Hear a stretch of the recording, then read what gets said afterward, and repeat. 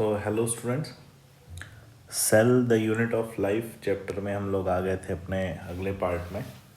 और इस पार्ट में हमने एंडोमेम्ब्रेनस सिस्टम को देखना था, जो कि सेल ऑर्गेनल का एक सिस्टम है, यूकैरियोटिक सेल्स में पाया जाता है। ठीक है, तो एंडोमेम्ब्रेनस सिस्टम की अगर हम बात करें कि ये मेम्ब्रेन बाउंड सेल ऑर्गेनल्स का एक ग्रुप है, और इसमें single membrane bound cell organelles का ये ग्रुप है जिसे एंडोमेम्ब्रेनस सिस्टम कहा जाता है। और इस एंडोमेम्ब्रेनस सिस्टम में जो single membrane bound cell organelles हैं वो पाए जाते हैं, जिसमें कि endoplasmic reticulum, Golgi body, vacuole और लाइसोसोम। ठीक है, ये 4 सेल ऑर्गेनल इस एंडोमेम्ब्रेनस सिस्टम को बिलोंग करते हैं। और इस एंडोमेम्ब्रेनस सिस्टम में सबसे पहले हम देखेंगे हमारा जो पहला सेल ऑर्गेनल है एंडोप्लाज्मिक रेटिकुलम, जिसे ER भी कहा जाता है। ठीक है, तो लिखा हुआ कम है, सुनना काफ़ी है और याद काफ़ी करना है और नोट भी करते चलना है। ठीक है, तो हम जो पॉइंट बोलते जाएंगे ये point as it is statement के फॉर्म में आपको नोट करते हुए चलना है। तो यहाँ पर single membrane bound cell organelles का ये सिस्टम है, और उसमें एक सेल ऑर्गेनल एंडोप्लाज्मिक रेटिकुलम आता है।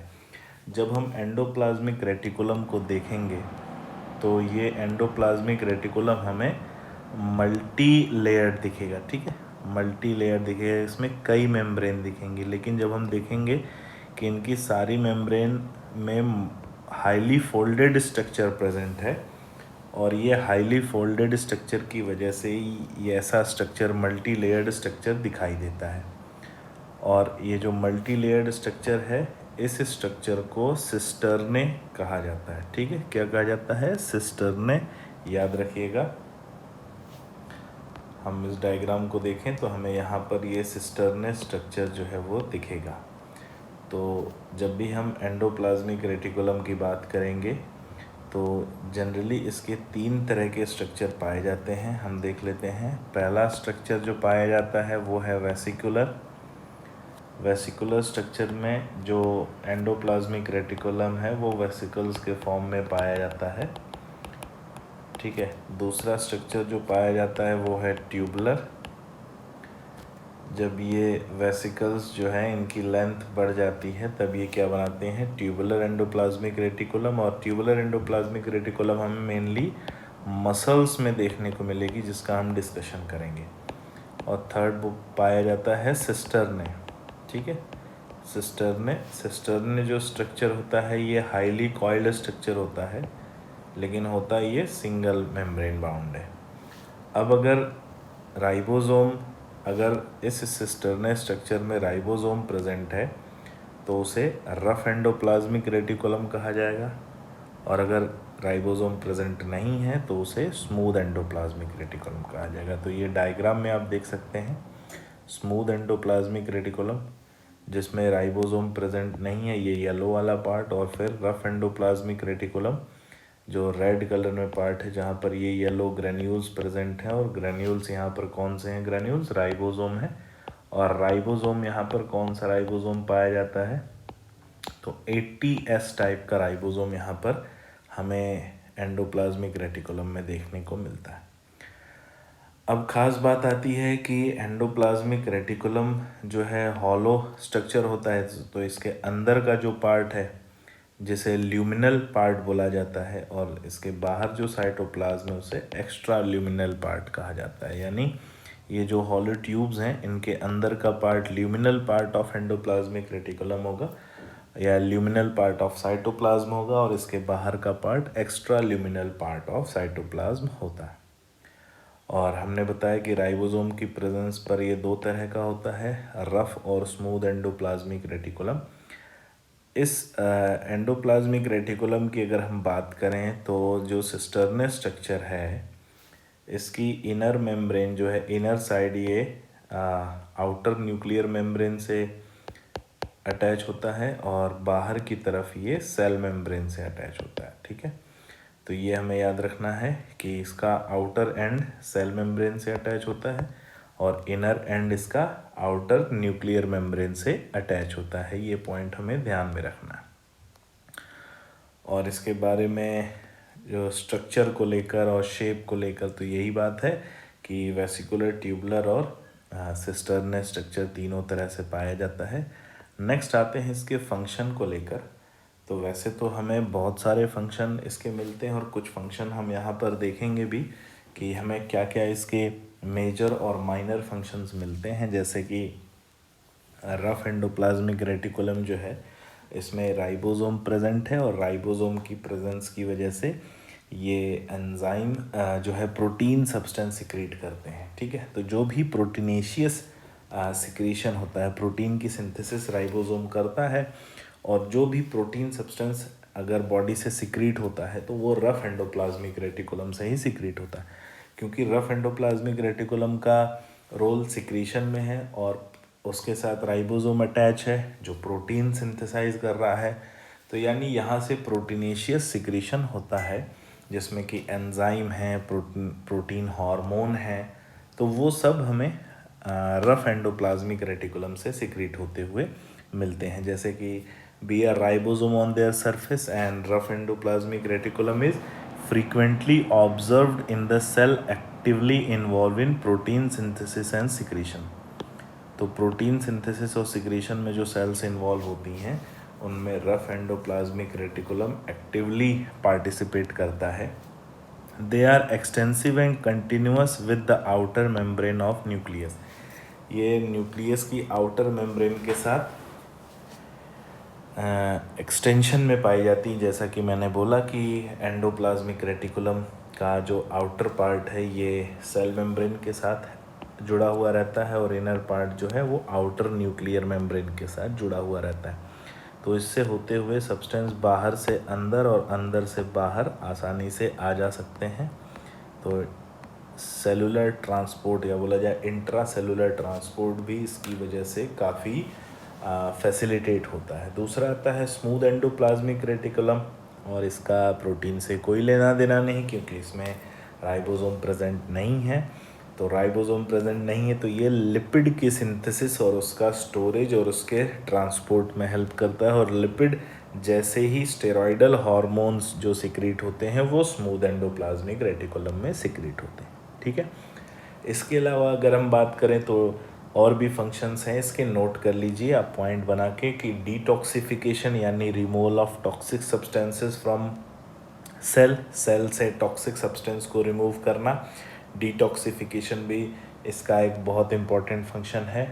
और इंटरनल फ्रेम बनाता है सेल का, न्यूक्लियस को अपनी पोजीशन पर फिक्स रहता है। Form the internal frame of cell and fixes the position of nucleus in the cell. Cell के अंदर न्यूक्लियस की पोजीशन को फिक्स रखता है। एक और बहुत इम्पॉर्टेंट पॉइंट इसका मसल से रिलेटेड है कि inside muscle cells sarcoplasmic reticulum इसे कहा जाता है। एंडोप्लाज्मिक रेटिकुलम का नाम सार्कोप्लाज्मिक रेटिकुलम हो जाता है किसके अंदर, मसल सेल्स के अंदर। और वहाँ पर ये क्या करते हैं, सार्कोप्लाज्मिक रेटिकुलम कैल्शियम आयन का स्टोरेज करते हैं। ठीक है, मैं यहाँ पर लिख दे रहा हूँ, आप भी लिखते चलिएगा। कैल्शियम आयन का स्टोरेज कौन करता है, सार्कोप्लाज्मिक रेटिकुलम। ठीक है, ये एल और टी ट्यूब्यूल्स होती हैं, लॉन्गिट्यूडनल और ट्रांसवर्स ट्यूब्यूल होती हैं, जिसमें एल ट्यूब्यूल जो है कैल्शियम आयन का स्टोरेज करती है। और ये कैल्शियम आयन जब यहाँ से रिलीज़ होता है तो ये मसल कॉन्ट्रैक्शन को ट्रिगर करता है, ट्रिगर्स मसल कॉन्ट्रैक्शन। ठीक है, तो अब ये मसल कॉन्ट्रैक्शन को ट्रिगर करता है, कौन ट्रिगर करता है, सार्कोप्लाज्मिक रेटिकुलम मसल कॉन्ट्रैक्शन को ट्रिगर करता है। ठीक है, ये पॉइंट याद रखना है, कैल्शियम का स्टोरेज करते हैं। तो ये भी इनका एक इम्पॉर्टेंट फंक्शन है एंडोमेम्ब्रेनस सिस्टम में, एंडोप्लाज्मिक रेटिकुलम। ठीक है, एंडोप्लाज्मिक रेटिकुलम। आगे आते हैं एंडोमेम्ब्रेनस सिस्टम के अगले सेल ऑर्गेनल की तरफ, जिसे हम गोल्जी एपरेटस या गोल्जी बॉडी कह रहे हैं। और गोल्जी एपरेटस या गोल्जी बॉडी की बात करें तो इसका भी जो शेप है वो सिस्टर्ने होता है और फंक्शन के बेस पर ये अलग होता है एंडोप्लाज्मिक रेटिकुलम से। इसके साथ कोई राइबोसोम एसोसिएटेड नहीं पाया जाता और densely stained reticular structure near nucleus, nucleus के पास डेंसली स्टेन्ड मतलब कलर एब्जॉर्ब करता है, स्टेनिंग जो है बहुत ये कलर एब्जॉर्ब करता है स्टेनिंग में और न्यूक्लियस के पास पाया जाता है। ठीक है, ये पॉइंट हमें याद रखना है, न्यूक्लियस के पास प्रेजेंट होता है। और सिस्टर्ने स्ट्रक्चर होता है सिंगल मेम्ब्रेन बाउंड होता है। ठीक है, कैसा होता है? सिंगल मेम्ब्रेन बाउंड स्ट्रक्चर हमें देखने को मिलता है। अब इसमें दो चीज़ें हैं। क्या दो चीज़ें हैं? जब भी हम इसको देखेंगे इसका जो पहली बार ऑब्ज़र्व किया था किसने? कैमिलो गोल्जी ने ऑब्ज़र्व किया था, जिसकी वजह से इसका नाम जो है गोल्जी एपरेटस पड़ा। लेकिन केवल यही नाम नहीं है, इसके अलावा और भी कई नाम हैं इसके, जैसे कि इन्हें डिक्टियोसोम भी कहा जाता है। प्लांट में गोल्जी बॉडी को या गोल्जी एपरेटस को प्लांट्स के अंदर डिक्टियोसोम कहा जाता है। और इसके अलावा इसका लाइपोकॉन्ड्रिया भी नाम है, इसे इडियोसोम भी कहते हैं, इसे डाल्टन कॉम्प्लेक्स भी कहा जाता है, इसे गोल्जी एपरेटस भी कहा जाता है, इसे गोल्जी बॉडी भी कहते हैं या गोल्जी कॉम्प्लेक्स भी कहा जाता है। तो ये इसके कुछ नाम हैं जो हमें याद रखने हैं, जिनसे क्वेश्चन आया भी हुआ है और आ भी सकता है। तो पहले इसे ऑब्ज़र्व किया था कैमिलो गोल्जी ने 1898 में, जिसकी वजह से इसे गोल्जी बॉडी या गोल्जी एपरेटस कहा जाता है। नेक्स्ट, ये flat disc shape sac like structure होता है। तो flat disc shape sac like structure, जो कि सिस्टर ने हमने बोला कि हाईली जो है कॉइल्ड स्ट्रक्चर दिखता है, ऐसा कॉइल्ड स्ट्रक्चर आप देखेंगे ये दिख रहा है और इसी को सिस्टर ने कहा जाता है। ठीक है,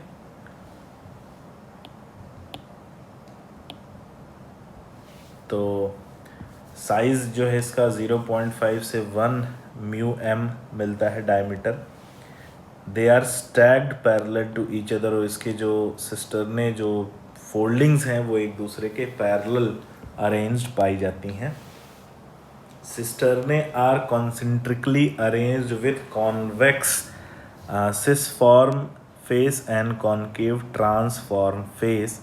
ये याद रखना है, बहुत इम्पोर्टेंट पॉइंट है कि जनरली जहाँ पर ये प्रेजेंट होता है तो इसका जो कॉन्केव फेस है, ठीक है, कॉन्केव फेस जो है ये न्यूक्लियस की तरफ होता है और जो कॉन्वेक्स फेस है, कॉन्वेक्स फेस ये सेल मेम्ब्रेन की तरफ होता है, बाहर की तरफ। ठीक है, तो जो कॉन्केव फेस होता है उसे ट्रांस फेस कहते हैं और जो कॉन्वेक्स फेस होता है उसे सिस फेस कहते हैं। काम क्या है इसका? काम से ही इस फेस की इम्पोर्टेंस समझ में आती है। एक्चुअली गोल्जी बॉडी का जो काम है वो है repair and regenerate membrane and vesicles. Membrane और वेसिकल्स की के स्ट्रक्चर को रिपेयर और रीजनरेट करता है। तो जो पुराना मेम्ब्रेन का कोई पार्ट या पुराना वेसिकल कोई है जो यूज़ हो चुका है, जिसको रिपेयर या रिप्लेस करना है, वो आता है और सिस फेस में मर्ज हो जाता है। और जब वो मर्ज होता है तो उतना ही वैसा ही एक नया जो है वेसिकल या मेम्ब्रेन जो है ट्रांस फेस से बनता है। और ट्रांस फेस से बनता है इसलिए ट्रांस फेस को फॉर्मिंग फेज़ कहा जाता है और सिस फेस को मैच्योरिंग फेज़ कहा जाता है। और उतना ही नया वेसिकल या नई मेम्ब्रेन ट्रांस फेस से बनने के बाद बाहर निकल जाता है। तो ये हमें इनके फंक्शन के फॉर्म में दिखाई देता है। इसके अलावा पैकेजिंग मटेरियल का फॉर्मेशन, ठीक है, गोल्जी बॉडी पैकेजिंग मटेरियल का फॉर्मेशन करता है। पैकेजिंग मटेरियल के फॉर्मेशन के अलावा अगर हम बात करें तो ये सेल वॉल के फॉर्मेशन में भी बहुत ही इम्पोर्टेंट रोल प्ले करता है। जब सेल वॉल को फॉर्मेशन होगा तो वहाँ पर भी इसका एक इम्पोर्टेंट रोल देखा जाता है। तो ये गोल्जी बॉडी और उसके फेस के बारे में, उसके पार्ट्स के बारे में। फंक्शन की बात करें तो कुछ फंक्शन मैंने आपको बताए, कुछ और फंक्शन यहाँ पर लिखे हुए हैं। Secrete material to intra cellular targets. Intra cellular targets यानी सेल के अंदर कहीं पर अगर सब्सटेंस को सिक्रीशन करना है, कोई एंजाइम चाहिए तो उसका सिक्रीशन करते हैं। आउटसाइड द सेल, सेल के बाहर भी करते हैं। Material to be packaged at vesicles from endoplasmic reticulum fuses with cis phase and move towards trans phase. This is known as Golgi apparatus, remain in close association with endoplasmic reticulum. तो कोई endoplasmic reticulum से अगर कोई material आ रहा है तो उस material की पैकिंग करनी है, और पैकिंग करने के बाद उस मटेरियल को आगे फॉरवर्ड कर देना है। तो ये एंडोप्लाज्मिक रेटिकुलम के साथ एसोसिएटेड पाया जाता है। पैकेजिंग मटेरियल का फॉर्मेशन करता है। एक और फंक्शन नोट कर लीजिएगा, लाइसोसोम का फॉर्मेशन ऑफ लाइसोसोम, और लाइसोसोम के मेम्ब्रेन पार्ट का फॉर्मेशन करता है। लाइसोसोम में जो एंजाइम मिलेंगे वो एंडोप्लाज्मिक रेटिकुलम से ही बनते हैं, लेकिन लाइसोसोम की जो मेम्ब्रेन है उसका फॉर्मेशन गोल्जी बॉडी करता है। इसके अलावा protein synthesize by ribosome on endoplasmic reticulum are modified in the cisternae of the Golgi apparatus before they are released from the trans face. तो जो प्रोटीन सिक्रीट होके आया है एंडोप्लाज्मिक रेटिकुलम से, उसकी मेम्ब्रेन बनाएगा, उसको मॉडिफाई करके उसे ट्रांसफेज से जो है आगे की तरफ फॉरवर्ड कर देगा। Formation of glycoprotein and glycolipid, ये भी फंक्शन है किसका, गोल्जी apparatus का। तो कुछ फंक्शंस मैंने आपको बता दिए और ये बहुत इम्पोर्टेंट हैं जो आप नोट कर लीजिएगा, इनसे रिलेटेड आपको क्वेश्चंस मिलेंगे। आगे बढ़ते हैं एंडोमेम्ब्रेनस सिस्टम में हमारे अगले सेल ऑर्गेनेल जो कि हम लाइसोसोम कहते हैं। Single membrane bound cell organelle है, बड़ा खतरनाक है क्योंकि इसके अंदर एसिड हाइड्रोलेज एंजाइम पाए जाते हैं। याद रखना, एसिड हाइड्रोलेज एंजाइम इसके अंदर पाए जाते हैं। मैं अभी आपसे बात करूंगा कौन कौन से एंजाइम होते हैं। एसिड हाइड्रोलेज एंजाइम, और ये acid hydrolase enzyme acidic pH पर काम करते हैं, तो इसके अंदर का पीएच जो है वो हमें 5 मिलता है।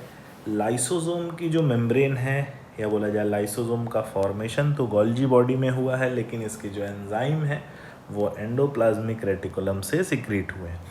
और इसके जो एंजाइम हैं जब सिक्रीट होते हैं तो वो इनएक्टिव फॉर्म में होते हैं, और लगभग 35 तरह के एंजाइम जो है हाइड्रोलाइजिंग एंजाइम लाइसोसोम में पाए जाते हैं। लेकिन हाँ, सभी एंजाइम एक ही लाइसोसोम में नहीं होते, अलग अलग लाइसोसोम में अलग अलग एंजाइम्स होते हैं। जैसे यहाँ पर कुछ एग्जांपल दिया है, लाइपेज, प्रोटीएज, कार्बोक्सी कार्बोहाइड्रेज, इसके अलावा न्यूक्लिएज, एटीपेज, ये सारे एंजाइम हमें मिलेंगे किसमें, लाइसोसोम के अंदर। सो मेम्ब्रेन बाउंड वेसिकल्स के फॉर्म में, वेसिकल यानी राउंडेड स्ट्रक्चर है, vesicular structure form by the process of packaging in Golgi apparatus। Golgi apparatus में इसका फॉर्मेशन हुआ है। They are active at acidic pH, they digest carbohydrate, protein, lipid and nucleic acid, इन सबका digestion कर देते हैं। जो भी सब्सटेंस इन्हें रिलेटेड सब्सटेंस इन्हें, चाहे प्रोटीन हो, लिपिड हो, कार्बोहाइड्रेट हो, जो भी सब्सटेंस इन्हें सेल में मिलेगा, जो उस एंजाइम के कांटेक्ट में आएगा, तो ये जो है अपनी एंजाइम की हेल्प से उस सब्सटेंस का हाइड्रोलाइसिस कर देते हैं। और इसी कारण ये जब कोई बाहर से कोई आता है, बाहर से कोई भी अगर फॉरेन पार्टिकल कोई आया, हार्मफुल सब्सटेंस आया, हार्मफुल सेल कोई आई, तो ये उसको भी क्या करते हैं, हाइड्रोलाइज कर देते हैं। कोई बैक्टीरिया आया उसको भी हाइड्रोलाइज कर देते हैं। तो ये इम्यूनिटी मेंटेन करने में भी हेल्प करते हैं, और फैगोसाइटोसिस करने वाली सेल्स में बहुत ही इनका प्राइमरी फंक्शन मिलता है, फैगोसाइटोसिस या हाइड्रोलाइसिस को परफॉर्म करना। और लाइसोसोम उस प्रोसेस को बहुत परफेक्टली परफॉर्म करते हैं। नेक्स्ट हम लोग बात करते हैं कि इनके फंक्शन को लेकर। तो फंक्शन में ही एक पॉइंट आता है लाइसोसोम का कि फैगोसाइटोसिस परफॉर्म करने में हेल्प करते हैं। और इनके टाइप्स की अगर हम बात करें तो टाइप्स हमें ध्यान से सुनेगा, इनके 4 बेसिक टाइप्स मिलते हैं। पहला प्राइमरी लाइसोसोम। प्राइमरी लाइसोसोम क्या है? जो न्यूली फॉर्म्ड लाइसोसोम है जिसमें इनएक्टिव एंजाइम्स प्रेजेंट हैं। इनएक्टिव एंजाइम्स प्रेजेंट है उसे प्राइमरी लाइसोसोम कहा जाएगा। अब अगर ये लाइसोसोम किसी ऐसे पार्टिकल के कांटेक्ट में आता है जिसकी हाइड्रोलाइसिस करनी है, तब ये अपने आप को एक्टिवेट करेगा और तब ये कहलाएगा सेकेंडरी लाइसोसोम। सेकेंडरी लाइसोसोम जिसमें इसके एंजाइम क्या होंगे? एक्टिव होंगे एंड रेडी टू डाइजेस्ट।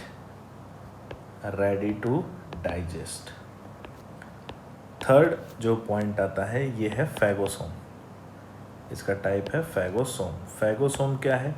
जब लाइसोसोम ने किसी फॉरेन पार्टिकल को अपने अंदर ले लिया है और उसकी हाइड्रोलाइसिस कर चुका है, और हाइड्रोलाइसिस करने के बाद उस सब्सटेंस का जो रेजिडुअल पार्ट है उसे बाहर थ्रो कर रहा है, तो कंटेनिंग एक्सटर्नल फॉरेन पार्टिकल, जो लाइसोसोम फॉरेन पार्टिकल को कंटेन किया हुआ रहता है, उसे फैगोसोम कहा जाता है। और नेक्स्ट आता है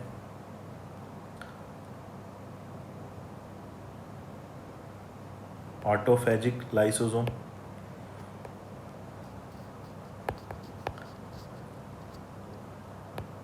ऑटोफेजिक लाइसोसोम क्या है? सपोज करिए अगर ये लाइसोसोम सेल के अंदर बस्ट कर जाए तो इसके हाइड्रोलाइजिंग एंजाइम्स पूरी सेल में फैल जाएंगे, और सेल में फैल जाएंगे तो पूरे सेल के साइटोप्लाज्म और प्रोटोप्लाज्म को क्या कर देंगे? हाइड्रोलाइज कर देंगे, और उससे क्या होगा? सेल की डेथ हो जाएगी। तो उस लाइसोसोम को ऑटोफेजिक लाइसोसोम कहा जाता है, जो सेल डेथ कॉज करता है। ऐसा हमेशा नहीं होता, लेकिन ऐसा भी होता है कभी कभी, तो उसे सुसाइडल बैग भी कहा जाता है। सुसाइडल बैग कहा जाता है। ये पॉइंट हमें याद रखना है कि लाइसोसोम को सुसाइडल बैग क्यों कहते हैं? क्योंकि ये ऑटोलिसिस कॉज करता है, अपनी ही सेल को डिस्ट्रॉय कर सकता है, और इसीलिए इसे सुसाइडल बैग कहा जाता है। लेकिन ऐसा क्यों करता है, ये भी एक इंटरेस्टिंग बात है कि सपोज़ करिए बॉडी में कोई वायरस अटैक कर रहा है और उस वायरस ने किसी एक सेल पर अटैक किया।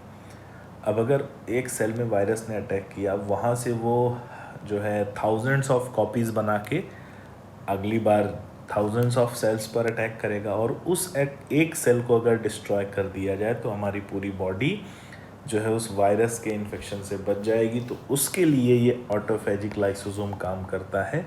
ये भी एक प्रोटेक्टिव मैकेनिज़्म है बॉडी का, अपने आप को इन्फेक्शन से बचाने का। ठीक है, तो ये था लाइसोसोम के बारे में। सुसाइडल बैग कहा जाता है, हाइड्रोलाइसिस कॉज करता है, फैगोसाइटोसिस कॉज करता है, प्रोटेक्शन में भी हेल्प करता है।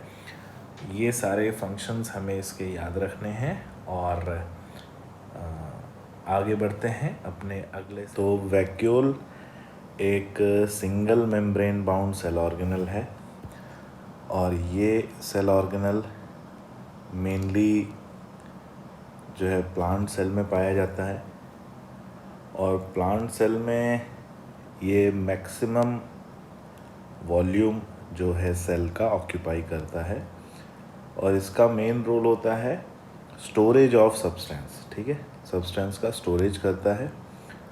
तो जाहिर सी बात है, अगर स्टोरेज करेगा तो स्टोरेज करने वाली सेल्स में ही वैक्यूल जो है सबसे बड़े अमाउंट में, सबसे बड़े वॉल्यूम में पाया जाता है। It can occupy up to 90% of cellular volume. Cellular volume का 90% वॉल्यूम ये ऑक्यूपाई कर सकता है, यानी उतना बड़ा भी हो सकता है।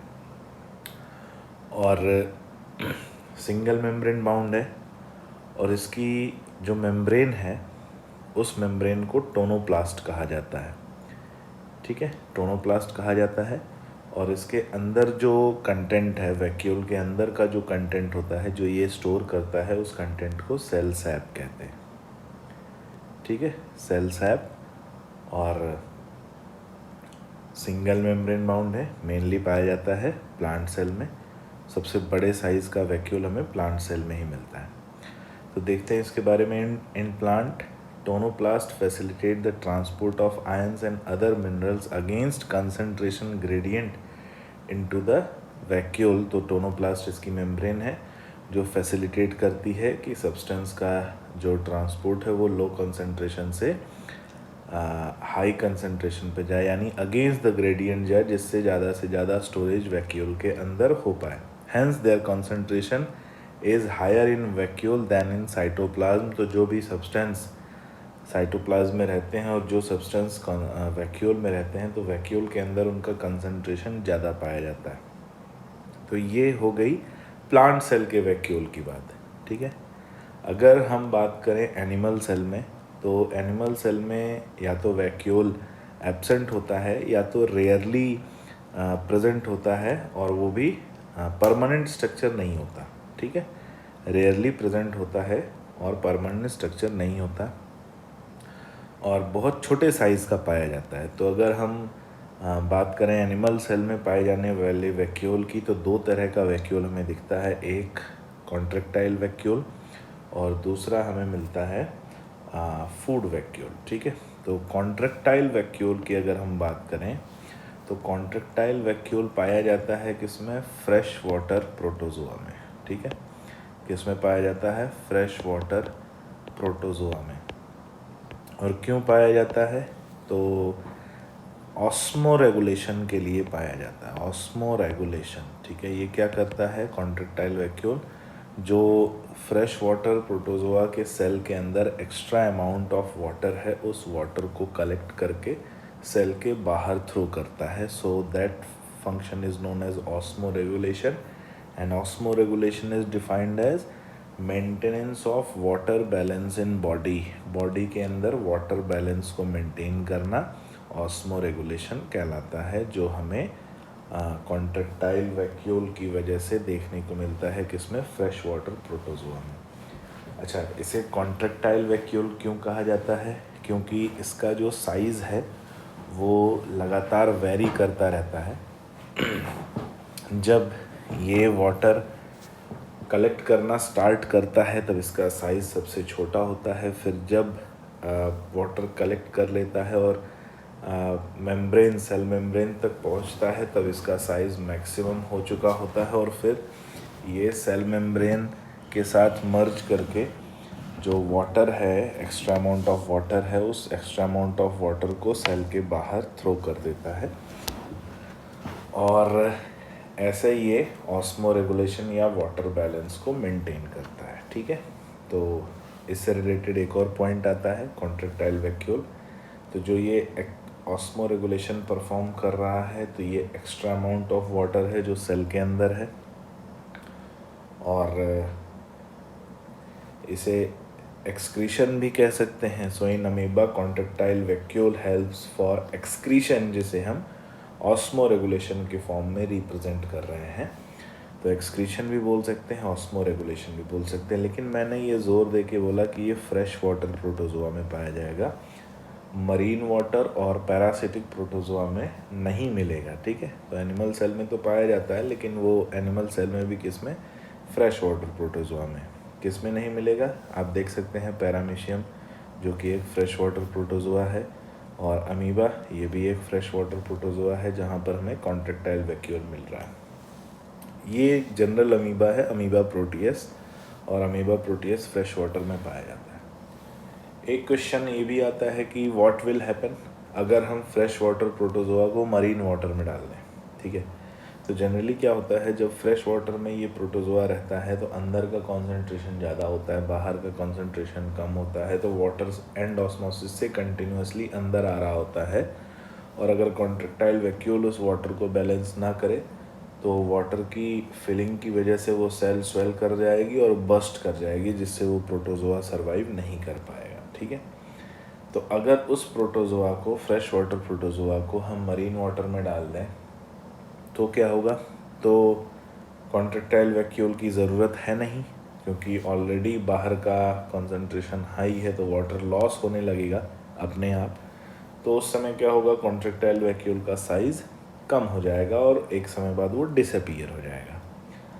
और अगर वापस से दोबारा निकाल के उसे फ्रेश वाटर प्रोटोजोआ में डाल दें तो ये कॉन्ट्रैक्टाइल वैक्यूल दोबारा रीअपीयर हो जाएगा। ये तो हो गया एक केस कि जब हमने फ्रेश वाटर प्रोटोजोआ को मरीन वाटर में डाला और फिर वापस फ्रेश वाटर में डाला। तो जब मरीन वाटर में डालेंगे तो ये कॉन्ट्रैक्टाइल वैक्यूल जो है डिसअपीयर हो जाएगा, एंड देन अगेन जब उसे फ्रेश वाटर में डालेंगे तो ये कॉन्ट्रैक्टाइल वैक्यूल रीअपीयर हो जाएगा। लेकिन वहीं अगर हम दूसरे केस में बात करें, किसमें, मरीन वाटर प्रोटोजोआ में,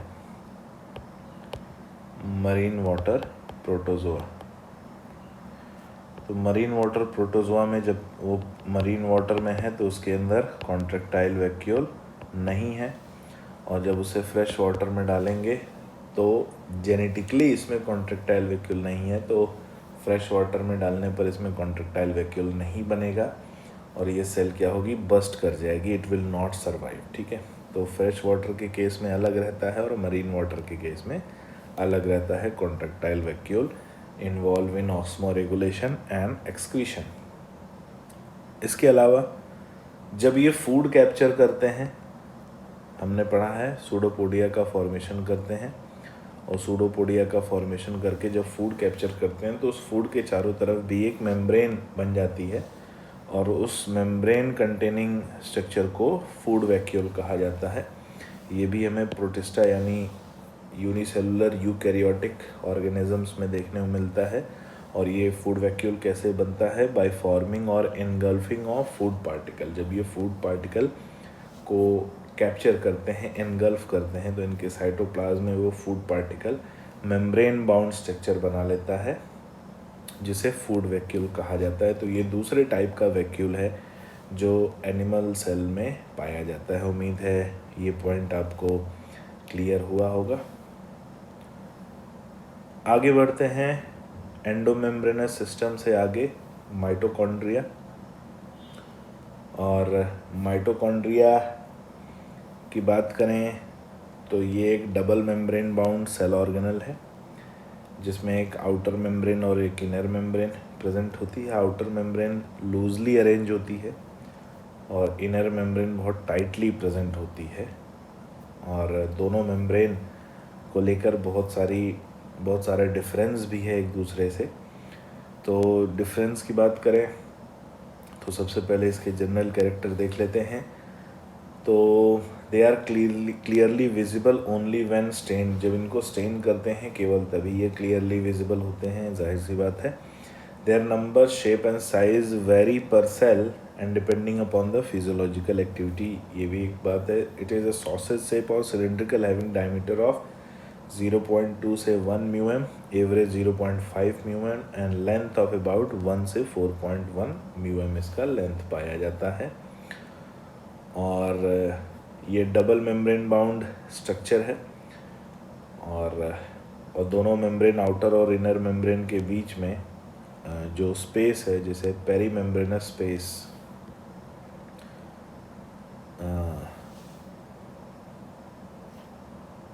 जिसे पेरिफेरल स्पेस कहा जाता है, ठीक है, इंटर मेम्ब्रेनस स्पेस या पेरिफेरल स्पेस कहा जाता है। और mitochondria is a double membrane bound structure with outer membrane and inner membrane. It divides lumen into two aqueous chamber, that is outer chamber and inner compartment. और inner membrane forms a number of infolding known as cristae and they increases the surface area. और क्या काम करते हैं उनके बारे में हम देखते हैं आगे। चलिए आगे बढ़ते हैं माइटोकॉन्ड्रिया को लेकर। तो मैंने आपको बताया कुछ बेसिक इन्फॉर्मेशन की, ये डबल मेम्ब्रेन बाउंड होते हैं। इनकी आउटर मेम्ब्रेन जो है ये बड़ी ही लूज़ होती है और आसानी से रिमूव की जा सकती है। अगर हम माइटोकॉन्ड्रिया को किसी भी सर्फेक्टेंट से ट्रीट करेंगे तो इसकी आउटर मेम्ब्रेन जो है वो उसे डिटैच किया जा सकता है, निकाला जा सकता है। And mitochondria without outer membrane is known as mitoplast. ठीक है, क्या कहा जाता है इसे? माइटोप्लास्ट कहा जाता है। माइटोकॉन्ड्रिया की आउटर मेम्ब्रेन को अगर हम निकाल दें तो जो स्ट्रक्चर बचता है उसे माइटोप्लास्ट कहते हैं। इसे माइटोकॉन्ड्रिया का आज जो हम नाम पढ़ते हैं इसे पहले बायोप्लास्ट भी कहा जाता था। माइटोकॉन्ड्रिया को पहले बायोप्लास्ट भी कहा जाता है। और इसकी दो मेम्ब्रेन जो हमें दिख रही है, दोनों मेम्ब्रेन के बीच में स्पेस होता है और बड़ा इम्पोर्टेंट ये स्पेस है जिसे पेरिफेरल स्पेस कहते हैं। और इनर मेम्ब्रेन के अंदर भी जो कैविटी जो स्पेस दिख रहा है और उस स्पेस को इनर कंपार्टमेंट स्पेस या मैट्रिक्स कहा जाता है। अब मैट्रिक्स क्या होता है? किसी भी स्ट्रक्चर में जो फिलर मटेरियल होता है उस फिलर मटेरियल को मैट्रिक्स कहते हैं। और यहाँ पर फ्लूइड मैट्रिक्स प्रेजेंट होता है। इसमें बहुत सारे कंपोनेंट्स हमें मिलते हैं, हमें ग्रेन्यूल्स मिलते हैं, हमें राइबोसोम मिलते हैं। याद रखना यहाँ पे कौन सा राइबोसोम मिलेगा, 70S टाइप का राइबोसोम इसके मैट्रिक्स में मिलता है, इनर मेम्ब्रेन की तरफ एसोसिएटेड होता है। इसमें एक एंजाइम मिलेगा ATP सिंथेटेज जो इनर मेम्ब्रेन से एसोसिएटेड पाया जाएगा और ATP का फॉर्मेशन करता है। साथ ही इसमें हमें एक्स्ट्रा क्रोमोसोमल सर्कुलर DNA मिलेगा जिसे माइटोकॉन्ड्रियल DNA या प्लाज्मिड कहा जाता है। प्लाज्मिड हमने पढ़ा था प्रोकैरियोटिक सेल में। प्रोकैरियोटिक सेल में एक्स्ट्रा क्रोमोसोमल DNA यहाँ पर भी देखने को मिलता है, जिससे ये पता चलता है कि इसकी कुछ सिमिलरिटी हमें प्रोकैरियोटिक सेल से मिल रही है। साथ ही 70S टाइप का राइबोसोम है, ये भी शो कर रहा है सिमिलरिटी को। इनर मेम्ब्रेन जो माइटोकॉन्ड्रिया की होती है ये बहुत रिजिड होती है और बहुत ही सेलेक्टिव परमिएबल होती है, यानी कुछ खास सब्सटेंस को ही अपने से क्रॉस मूव करने को अलाउ करती है। और इसी इनर मेम्ब्रेन से अटैच जो है रेस्पिरेटरी एंजाइम्स पाए जाते हैं, जैसे cytochrome C oxidase, NADH reductase. तो ये वो एंजाइम्स हैं जो सेलुलर रेस्पिरेशन में पार्टिसिपेट करते हैं। और सेलुलर रेस्पिरेशन में पार्टिसिपेट करने वाले एंजाइम याद रखना इनर मेम्ब्रेन से एसोसिएटेड पाए जाते हैं। और इनर मेम्ब्रेन और मैट्रिक्स आपस में बहुत ही कॉम्पैक्टली जो है अटैच दिखाई देते हैं। और इनर मेम्ब्रेन में कई फोल्डिंग्स भी प्रेजेंट होती हैं और इन फोल्डिंग्स को हम क्रिस्टे कहते हैं। ठीक है, क्या कहते हैं? क्रिस्टे। याद रहे कि ये जो फोल्डिंग्स प्रेजेंट होती हैं ये इसके सरफेस एरिया को बढ़ा देती हैं। और इसका फंक्शन क्या है? फंक्शन जो माइटोकॉन्ड्रिया का है, सरफेस एरिया बढ़ने की वजह से वो फंक्शन की जो इंटेंसिटी है उसका रेट ऑफ एक्शन है वो बढ़ जाता है। और फंक्शन है इसका energy production in the form of ATP के फॉर्म में ये एनर्जी प्रोड्यूस करता है। और इसीलिए माइटोकॉन्ड्रिया को पावर हाउस ऑफ सेल कहा जाता है और ATP को एनर्जी कॉइन ऑफ सेल कहा जाता है। ठीक है, तो माइटोकॉन्ड्रिया को पावर हाउस ऑफ सेल और ATP को एनर्जी कॉइन ऑफ सेल। और मज़े की बात यह है कि जिस प्रोसेस से ये ATP का फॉर्मेशन परफॉर्म करते हैं उस प्रोसेस को इलेक्ट्रॉन ट्रांसपोर्ट सिस्टम कहा जाता है, ETS या इलेक्ट्रॉन ट्रांसपोर्ट चेन या ऑक्सीडेटिव फॉस्फोराइलेशन। ठीक है, इलेक्ट्रॉन ट्रांसपोर्ट सिस्टम कह लो, इलेक्ट्रॉन ट्रांसपोर्ट चेन कह लो या ऑक्सीडेटिव फॉस्फोराइलेशन कह लो, which takes place in inner membrane and matrix. जो इनर मेम्ब्रेन और मैट्रिक्स में एसोसिएटेडली होता है, दोनों इन्वॉल्व होते हैं इस प्रोसेस को कराने में। और इस प्रोसेस को कराने के लिए माइटोकॉन्ड्रिया की जो इनर मेम्ब्रेन है वहाँ पर कुछ ऐसे ग्रेन्यूल्स जैसे स्ट्रक्चर पाए जाते हैं। और इन ग्रेन्यूल्स जैसे स्ट्रक्चर्स को F0F1 पार्टिकल या ऑक्सीजोम्स कहा जाता है। ठीक है, नाम याद रखना, ऑक्सीजोम्स वो जगह होते हैं जहाँ पर इलेक्ट्रॉन ट्रांसपोर्ट सिस्टम रन करता है। तो जितना ज़्यादा क्रिस्टे होगा F0F1 पार्टिकल का नंबर उतना ज़्यादा होगा, क्योंकि उतना ज़्यादा सरफेस एरिया मिलेगा और उतना ज़्यादा ही इलेक्ट्रॉन ट्रांसपोर्ट सिस्टम होगा, जिससे उतना ज़्यादा ही एनर्जी प्रोडक्शन होगा। अब जिस सेल में जितने माइटोकॉन्ड्रिया हैं, मतलब उस सेल में एनर्जी प्रोडक्शन उसका उतना ज़्यादा है, उस सेल की फिजियोलॉजिकल जो मेटाबॉलिक रेट है वो उतना ज़्यादा है। तो इसलिए एनिमल सेल्स में जो माइटोकॉन्ड्रिया का नंबर है वो प्लांट सेल्स के कंपैरिजन में काफ़ी ज़्यादा पाया जाता है। ये पॉइंट को याद रखना है कि the number of mitochondria per cell in animal cell is much more higher than plant cell। ठीक है, तो ये कुछ पॉइंट्स हैं माइटोकॉन्ड्रिया से रिलेटेड। कुछ और इम्पोर्टेंट पॉइंट अगर देखें तो माइटोकॉन्ड्रिया डबल मेम्ब्रेन बाउंड है जो मैट्रिक्स को डिवाइड करता है, ये हम देख चुके हैं। साथ ही एक और पॉइंट आता है कि माइटोकॉन्ड्रिया खुद ब खुद डिवाइड कर सकता है और बाइनरी फिजन से ये डिवाइड करता है और खुद का प्रोटीन ये खुद बना सकता है क्योंकि इसमें राइबोसोम्स प्रेजेंट हैं। तो इसलिए इसे सेमी ऑटोनॉमस कहा जाता है। और सेमी ऑटोनॉमस है मतलब ये सेल के क्रोमोसोम पे या सेल के न्यूक्लियस पे डिपेंडेंट नहीं होता, ये खुद बाइनरी फिजन से डिवाइड कर सकते हैं बिफोर सेल डिवीजन या जब हाई एनर्जी रिक्वायरमेंट की ज़रूरत होती है तब ये डिवाइड करते हैं। कौन? माइटोकॉन्ड्रिया। और जिस प्रोसेस से ये फंक्शन या एटीपी का फॉर्मेशन करते हैं जो कि पार्ट है सेलुलर रेस्पिरेशन का, और सेलुलर रेस्पिरेशन में इनके मैट्रिक्स में क्रेब्स साइकिल भी रन करती है और electron transport chain inner membrane और मैट्रिक्स दोनों में एसोसिएटेडली काम करता है जिससे एटीपी का फॉर्मेशन होता है और एनर्जी बनाते हैं। इसीलिए इन्हें पावर हाउस ऑफ सेल कहा जाता है।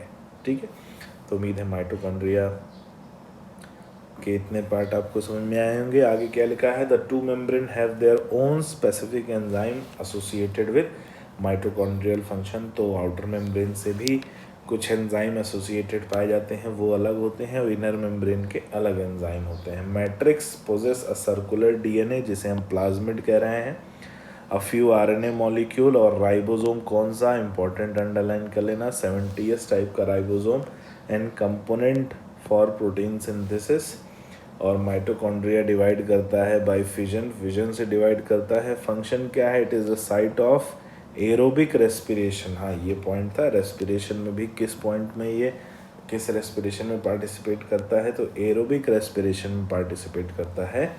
They produces energy in the form of ATP, so they are known as power house of cell. तो F0 F1 पार्टिकल से जब इलेक्ट्रॉन मूव करते हैं तो उन इलेक्ट्रॉन के मूवमेंट की वजह से एटीपी बनता है और इसीलिए इसे पावर हाउस ऑफ सेल कहा जाता है और एटीपी को एनर्जी कॉइन ऑफ सेल कहते हैं।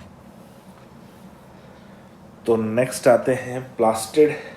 और प्लास्टिड की बात करें तो इसका भी हमें बेसिक जो स्ट्रक्चर है वो काफ़ी कुछ माइटोकॉन्ड्रिया जैसा लगता है, लेकिन फंक्शन अलग है जिसकी वजह से हमें कुछ डिफरेंसेस भी यहाँ दिखाई देते हैं। तो सबसे पहले प्लास्टिड की बात करें, so it is a double membrane bound cell organelle. ये भी एक double membrane bound cell organelle है जो सभी प्लांट सेल्स में और कुछ यूग्लिनॉइड्स में पाया जाता है। ठीक है, found in all plant cells, living plant cell की बात हो रही है, एंड इन यूग्लिनॉइड्स। इसका साइज़ कंपैरेटिवली बड़ा होता है और माइक्रोस्कोप में इसे आसानी से देखा जा सकता है।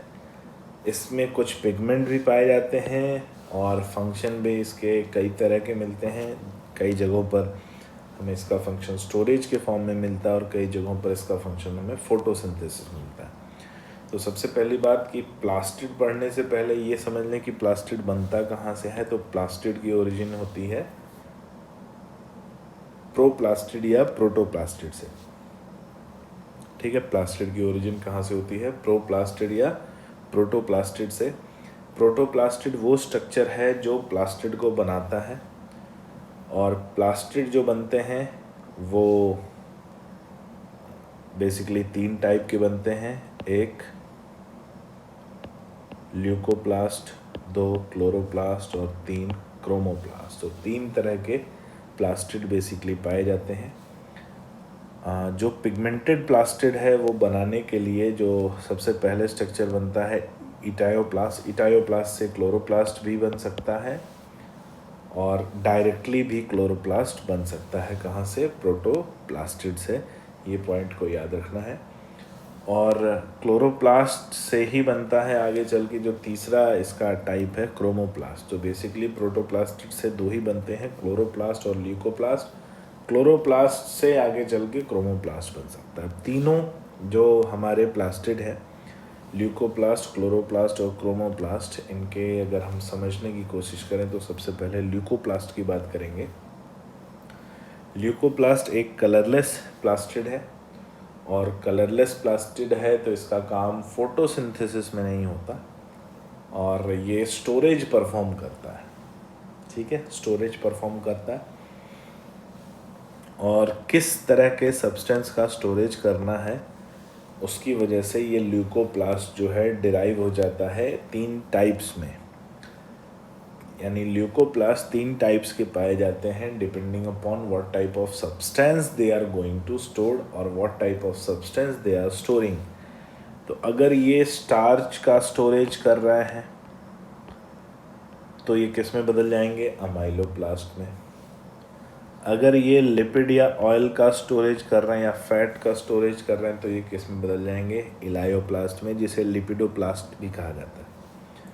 और अगर ये प्रोटीन का स्टोरेज कर रहे हैं तो ये बन जाते हैं प्रोटियोप्लास्ट, और प्रोटियोप्लास्ट को एल्यूरोप्लास्ट भी कहा जाता है, याद रखना, एल्यूरोप्लास्ट, ये इसका एक और नाम है। तो अगर हम अमाइलोप्लास्ट की बात करें जो स्टार्च का स्टोरेज करता है तो ये ग्रेन्यूल्स में या ग्रेन्स में पाया जाता है, जो अनाज होते हैं, जैसे हो गया वीट हो गया, राइस हो गया, उसके अलावा मेज़ हो गया, तो इनमें स्टार्च काफ़ी पाया जाता है और स्टार्च के स्टोरेज के लिए वहाँ पर अमाइलोप्लास्ट मिलता है।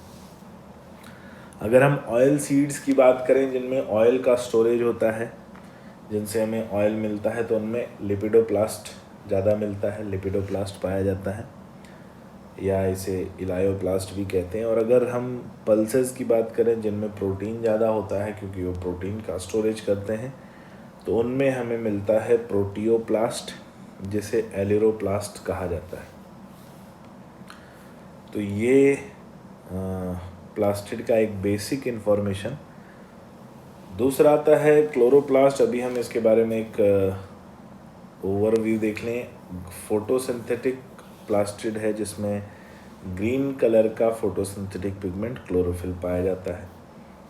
और क्रोमोप्लास्ट भी फोटोसिंथेटिक प्लास्टिड है जिसमें other than green colour, green के अलावा जितने भी कलर हमें मिलते हैं प्लांट्स में, चाहे वो येलो हो, पर्पल हो, ब्लू हो, वो सारे कलर किसकी वजह से, क्रोमोप्लास्ट की वजह से, क्योंकि इसमें अलग अलग तरह के पिगमेंट पाए जाते हैं जिससे अलग अलग तरह का कलर दिखाई देता है। लेकिन हम यहाँ पर देख रहे हैं कि क्लोरोप्लास्ट से क्रोमोप्लास्ट बनता है। इसका मतलब ये है कि chloroplast can change into chromoplast, और इसका एग्जांपल हमें देखने को मिलता है चिलीज़ और टोमेटोज़ के फॉर्म में। चिलीज़ को जब कच्ची होती हैं तो ग्रीन कलर की होती हैं, जब जैसे उनका टाइम होता है they turns to maturity time होता है, इट टर्न्स टू रेड, तो green chilli turns to red, यानी chloroplast is changing into chromoplast. And same हमें देखने को मिलता है सेवरल फ्रूट्स में भी, और सेम देखने को मिलता है हमें टोमेटो में भी, कि कच्चा टोमेटो है तो वो ग्रीन कलर का रहेगा, और जब वो मैच्योर हो जाता है तब वो टोमेटो चेंज हो जाता है रेड कलर में। तो based on type of pigment plastids are of 3 type. किस तरह का पिगमेंट उनमें पाया जा रहा है उसके बेस पर ये 3 तरह के होते हैं, क्लोरोप्लास्ट, क्रोमोप्लास्ट एंड ल्यूकोप्लास्ट। ठीक है, याद रखना इसको, chloroplast, chromoplast and leucoplast.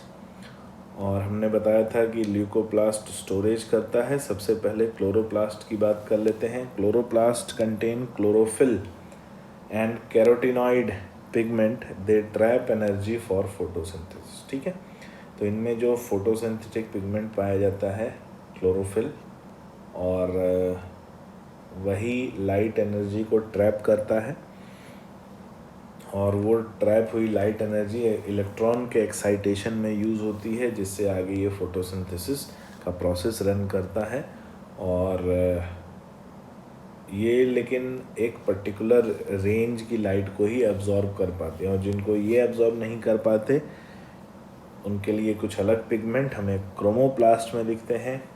Chromoplast contain fat soluble carotenoid pigment like carotene and xanthophyll, and this give a yellow, orange और रेड कलर। मैंने बोला अदर देन ग्रीन कलर जो मिलता है वो क्रोमोप्लास्ट की वजह से मिलता है। और इसमें जो पिगमेंट मिलते हैं हमें कैरोटीन और ज़ैंथोफिल, और इन दोनों को एक साथ कैरोटिनॉइड कहा जाता है। Carotene plus xanthophyll are together known as carotenoid. ये पॉइंट नोट कर लेना।